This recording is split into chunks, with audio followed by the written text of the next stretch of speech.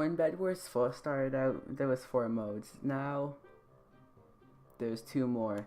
And in this video, I'm just going to be talking about what each mode is good for, and I'm going to probably say really obvious stuff at times, but I mean, it's still technically what it's good for. So yeah, let's get started. Before we start, just keep in mind that this is in my opinion, so it's not like the exact truth, it's just how I feel about the game. So pretty much when the game first came out in the prototype lobby, there was only 3v3 and 4v4. It was a really different game back then. Bedwars is all about rushing now, but back then it was a really campy game. Going after other teams was a risky thing to do, due to the amount of people back at the base that would most likely have diamond armor and a diamond sword. Nowadays, it's more about rushing, and TNT and tools are the most purchased items in my opinion.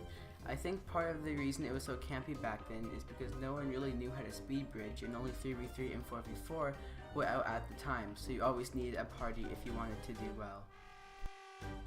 Solo and doubles came out a bit later, and it was an amazing addition to the game since you can play solo or only with one teammate, and there was a lot more teams in those games, which led to more teams needing to be defeated in order to win.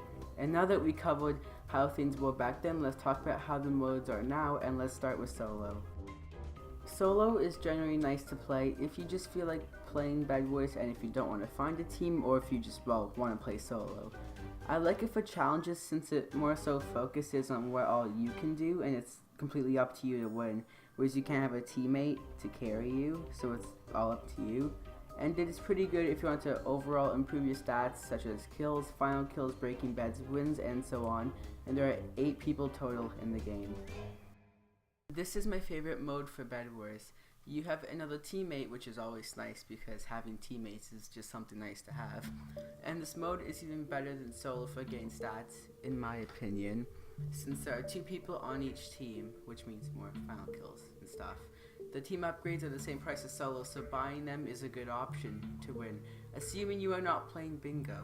That's a little inside joke, if you know who you are. And there is some more stuff I would like to say about the mode, but I'll talk about it later. And the mode has 16 players in it, which is double the amount of solos, as you can tell. 3v3 is a good mode if you are not wanting to come across the high level parties that are usually found within 4v4.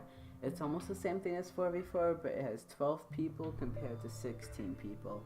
Playing this mode could be better than playing 4v4 with a 3-person party, because you might get a random with you, or like it could just be better for you if you just had 3 people and then each other team is 3 people, and yeah, you'd have to worry about the other teams having an extra person in the party then, technically, yeah. 4v4.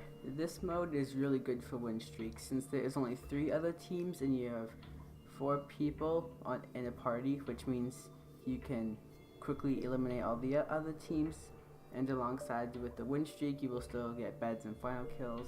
There's not much else to say, but in 3v3 and 4v4 the team upgrades cost more, so you can't really, well, I mean you can focus on those, but it's just best to just focus on winning, in my opinion. Now, if we look at the main 4 modes, doubles and 4v4 are the most popular, and you may be wondering, why are they? And I will try my best to explain why I think that they are the most popular ones. Doubles has 7 other teams, and you have 2 people in each team. This means you get a teammate and everyone else has a team of 2.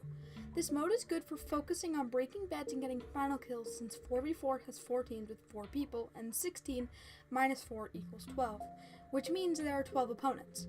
In doubles, there's 8 teams with 2 people, so 16 minus 2 equals 14, which means there are 14 opponents, and 14 is greater than 12. Because of that, you can technically get 2 more final kills per game, assuming that you final kill on everyone. Not only can you get more finals, you can also get more beds broken, since 4v4 has 3 other beds and doubles has 7. Now, I'm not trying to say doubles is better in every way, but 4v4 definitely wins when it comes to winning/getting win streaks. There are less bed breaks, less opponents, and you can make a 4-person party, which makes it a lot easier to win. Now let's talk about the special modes. Capture. There's not much to say here. You capture points to win, and if you break all the beds you can win within a minute or so. And if you break their bed and then eliminate all of them, you can win without having to capture all the points. And then on to the dream modes. Rush. Rush is pretty much normal Bedwars, but items such as bridge eggs and ender pearls are cheaper. You have a bed defense as soon as you spawn in, you have a max forge, and you have speed. And when you place a block, you can toggle it to make it place down 4 more blocks so you can bridge around quickly.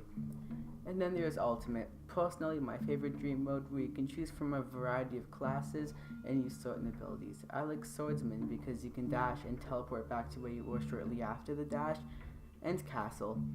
40v40 Bedwars has 3 beds to break and has streak abilities where you can get a horse, ride a wither, and more. And yeah, this video might have been a shorter one, but I hope you enjoyed this. If you did, be sure to leave a thumbs up and subscribe with post notifications, and be sure to join my Discord with the link in the description, and I'll see you next time.